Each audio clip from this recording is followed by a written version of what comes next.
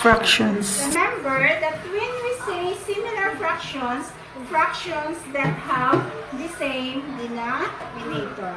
So what are the steps in adding similar fractions? First, add the numerators. Okay, so what are the numerators? 1 plus 3. So 1 plus 3 was 4.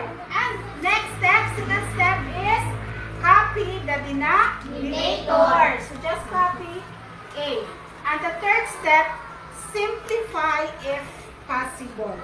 So since 4, 8 have a common factor, and the Greatest common factor. is 4. So let's divide. 4 divided by 4, 1. 8 divided by 4, 2. So the final answer is 1/2.